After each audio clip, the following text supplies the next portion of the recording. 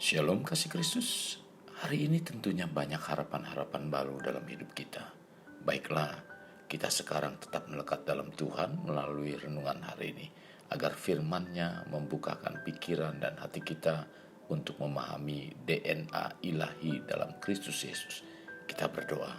Bapa, kami naikkan syukur kepadamu, biarlah Tuhan mengurapi kami untuk memahami kebenaran firman-Mu, agar firman yang disampaikan dapat membawa keimanan kami semakin bertumbuh dan semakin mengenal arti kehidupan kami di dalam Engkau Tuhan. Tuhan, ini yang menjadi kerinduan kami. Kami terus mengalirkan aliran-aliran Kristus dalam setiap hidup kami. Ini doa kami. Dalam nama Tuhan Yesus kami berdoa. Amin. Melekat dalam Tuhan bertema DNA ilahi. Firman Tuhan terdapat dalam kitab Kejadian 1 ayat 27, demikian firman Tuhan. Maka Allah menciptakan manusia itu menurut gambarnya. Menurut gambar Allah diciptakan dia, laki-laki dan perempuan diciptakannya mereka. Kita sering mengaku menjadi orang Kristen, bahkan dalam memberikan nasihat selalu pakai firman Tuhan. Tetapi sangat disayangkan kehidupannya masih perlu tuntunan dan pengarahan agar sejalan dengan kebenaran firman Tuhan. Ditilik dari sudut pengetahuan Alkitab, sudah selayaknya menjadi contoh dan patut diteladani. Tetapi secara rohani masih perlu memahami perkara-perkara di luar nalar sebagai manusia atau hal-hal yang tidak dimengerti secara akal.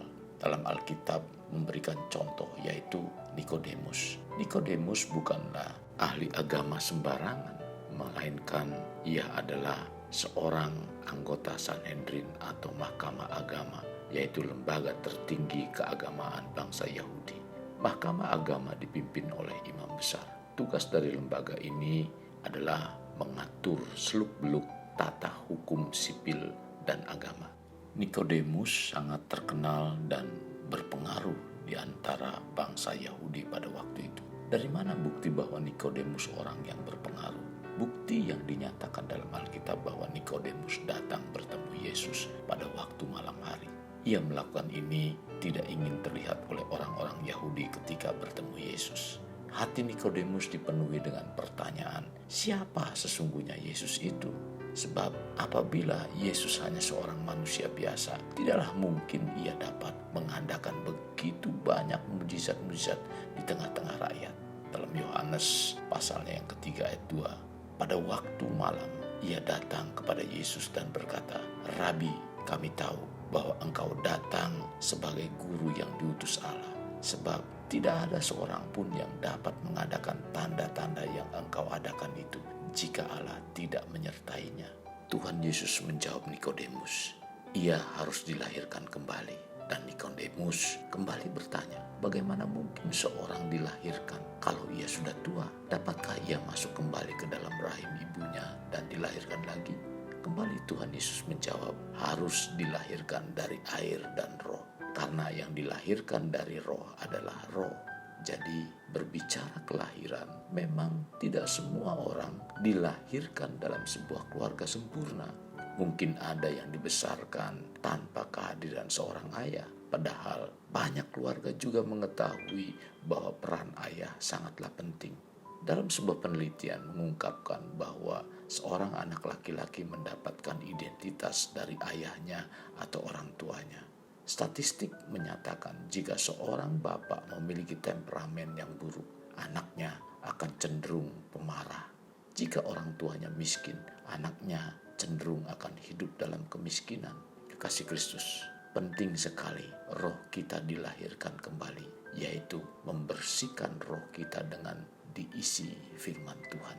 Sebagaimana dikatakan dalam 1 Petrus 1 ayat 23.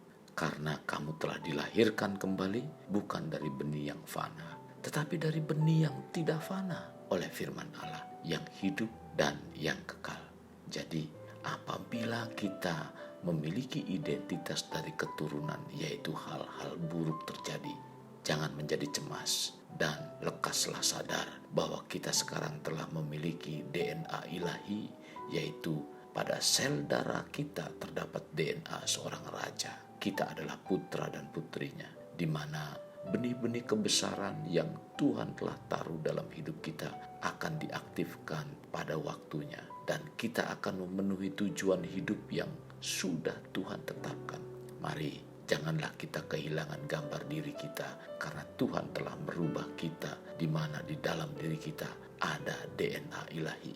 Hal ini harus kita ingat bahwa Tuhan menciptakan kita serupa dan segambar dengan dirinya.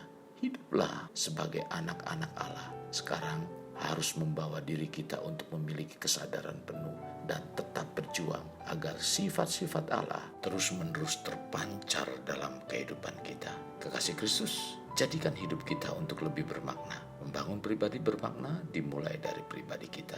Kita berdoa. Bapa Surgawi, terima kasih firman-Mu hari ini membawa kehidupan kami untuk menyadari dalam diri pribadi kami ada DNA ilahi yang mengalir dalam iman percaya kami, di mana kami dibawa untuk menyadari betapa pentingnya tinggal di dalam Tuhan yang memiliki hak-hak seperti apa yang Tuhan nyatakan di dalam iman kami.